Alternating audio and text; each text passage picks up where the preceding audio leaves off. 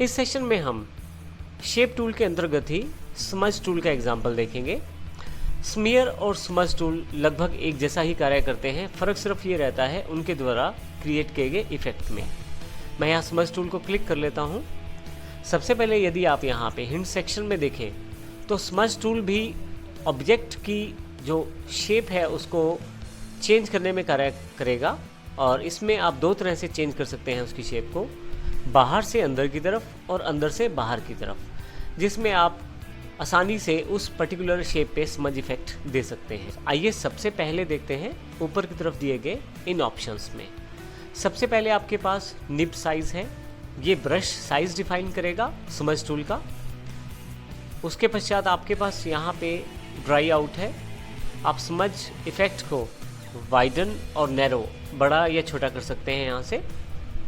इसी के अतिरिक्त आपके पास पेन टिल्ट, अर्थात पेन की निब को एक पर्टिकुलर एंगल पर घुमा सकते हैं, वो आप एंगल यहाँ से डिफाइन कर सकते हैं। आइए देखते हैं किस प्रकार हम स्मज टूल का प्रयोग कर सकते हैं। सबसे पहले आप शेप टूल के अंतर्गत यहाँ नीचे की तरफ स्मज टूल दिया गया है, इसे सिलेक्ट कर लें।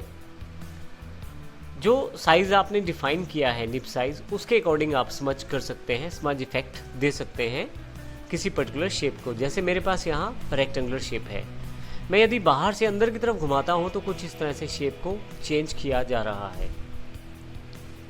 मैं अंदर से बाहर की तरफ भी घुमा सकता हूँ। देखिए कुछ इस तरह से इमेज क्रिएट की जा रही है। आप यहाँ से साइज चेंज कर सकते हैं निब का, ऊपर वाले बटन से बढ़ाकर और नीचे वाले बटन से कम करके। डायरेक्टली मैं यहाँ टाइप भी कर सकता हूँ। मैं यहाँ 5 टाइप कर देता हूँ, नीचे आते ही मेरे पास निब साइज 5 हो जाएगा। अब यदि इस इमेज में मैं इफेक्ट देना चाहता हूँ तो अब की बार मेरे पास 5 निब साइज रहेगा, और यदि मैं अंदर से बाहर की तरफ आता हूँ कुछ इस तरह का इफेक्ट मैं क्रिएट कर सकता हूँ। रिवर्स में भी इफेक्ट क्रिएट किया जा सकता है, जैसे मैं बाहर की तरफ से अंदर वाली साइड जाता हूँ तो आप इस तरह से इमेज को चेंज कर सकते हैं। ये आप अंदर की तरफ फ्री हैंड में घुमा के कर सकते हैं आसानी से, जैसा आप चाहें वैसा इमेज आप क्रिएट कर सकते हैं। इस प्रकार हम इन ऑप्शंस को प्रयोग करते हैं स्मज टूल का प्रयोग करते हुए। स्मज टूल का प्रयोग यहाँ पे हमारे पास एक एग्जांपल और है। हमारे पास एक बैनर है, उसमें भी किया जा सकता है इफेक्ट क्रिएट करने के लिए।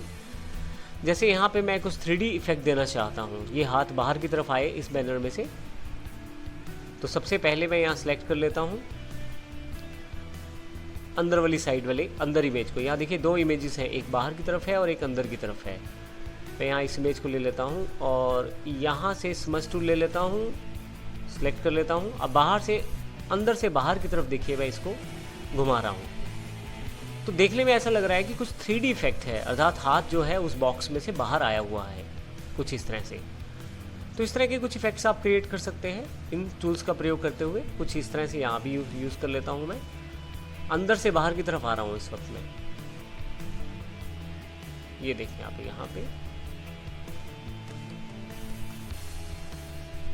तो यहाँ कुछ इस तरह का इफेक्ट क्रिएट हो गया है कि हाथ जो है इस पर्टिकुलर डी बॉक्स से बाहर आ रहा है। हालांकि मैंने थोड़ी सी जल्दी में किया है, परंतु यदि आप आराम से इस टूल का प्रयोग करें तो आपके पास ये इफेक्ट बिल्कुल रियल लगेगा। तो इस तरह की काफ़ी सारे ऑप्शंस को आप स्मज टूल के साथ कर सकते हैं, और इसका प्रयोग कोरल ड्रा में डिफरेंट टाइप की डिज़ाइनिंग के लिए किया जा सकता है।